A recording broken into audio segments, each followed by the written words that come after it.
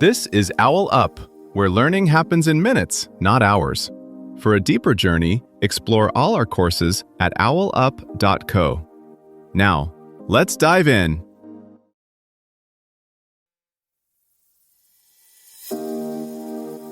Welcome to Chapter 3 of Scriptwriting Secrets Unveiled.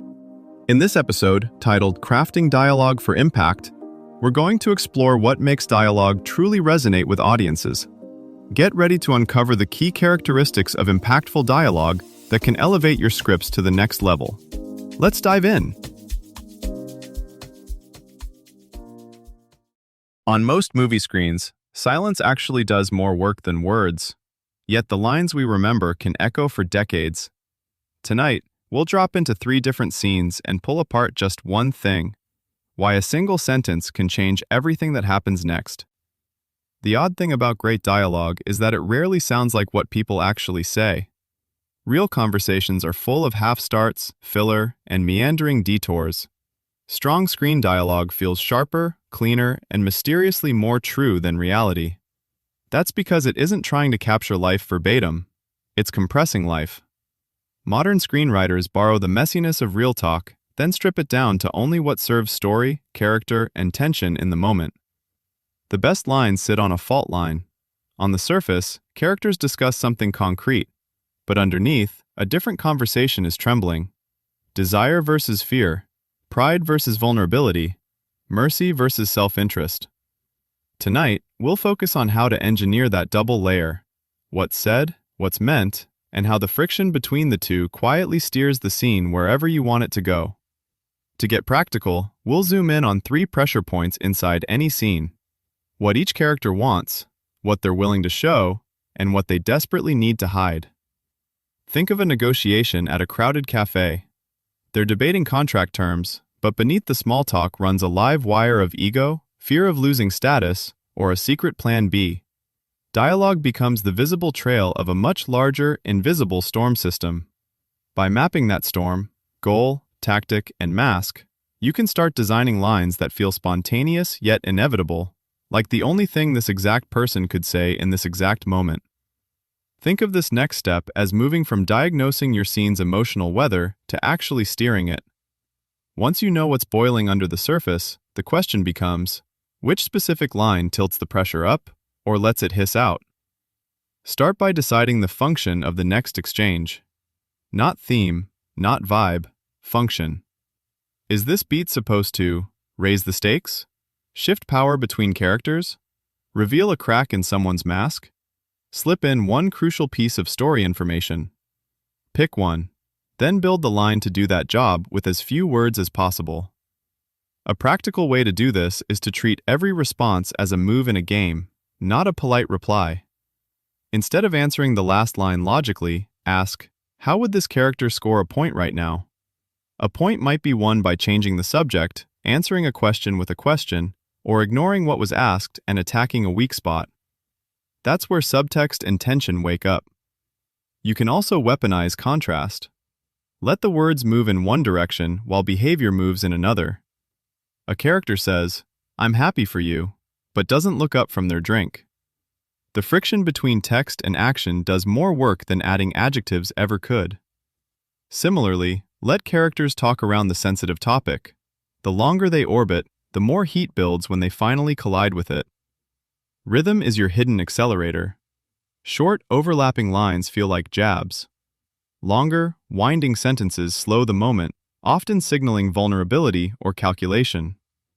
Try deliberately breaking patterns. If a character usually quips, give them one raw, unornamented reply. If they ramble, let them land a sudden, clean hit. Those deviations tell the audience something has shifted inside them.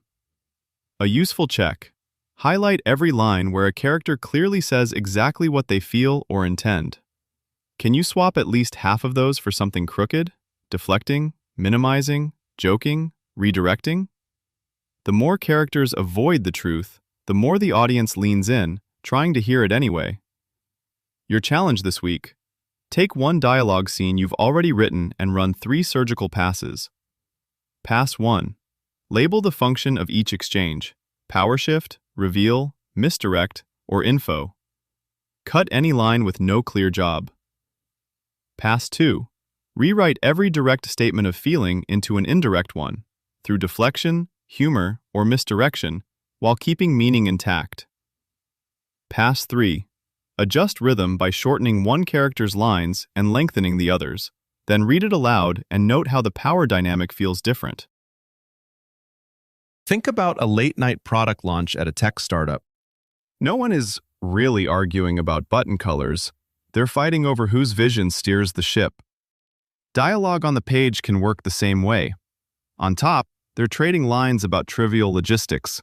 Underneath, they're clashing over control, loyalty, or fear of being replaced. One way to draft is to code each line like a commit message. What did this character change in the scene's emotional repository with that sentence?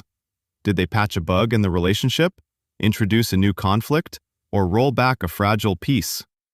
If a line doesn't modify anything, it's dead code. Delete or refactor. Watch how athletes trash talk. The words are simple, but every jab is timed to tilt momentum. Right before a free throw, just after a missed shot, when a rookie hesitates. Borrow that timing. Let your characters choose when to speak as carefully as what they say, so each line lands at a vulnerable beat, nudging the scene's outcome without ever announcing its intention. As tools and formats evolve, dialogue becomes less a fixed script and more a living system. In games and VR, lines might branch and recombine like train routes, forcing you to design not just what's said, but how any path still leads to emotional payoff. AI can churn out placeholder chatter, yet its sameness will make truly idiosyncratic voices stand out. As global audiences grow, code switching, dialect, and untranslated phrases won't be garnish. They'll be part of how a story proves it actually sees you. Think of each script as a city at night. Dialogue is just the lit windows hinting at whole lives inside. As you draft, ask not, "Is this line clever?" but, "What room does this window reveal?" Over time, you'll spot your habits, who you let speak, who you mute, which rhythms you overuse, and you can redesign the skyline to feel sharper, stranger, more alive. Try this experiment. Take a recent bland line of dialogue from something you've written. "Hi, how are you?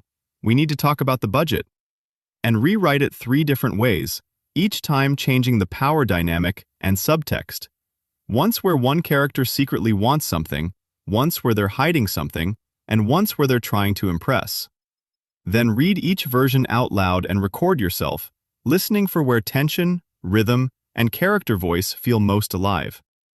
Finally, send the 3 versions to a friend or writing buddy and ask which line makes them most curious to hear what happens next.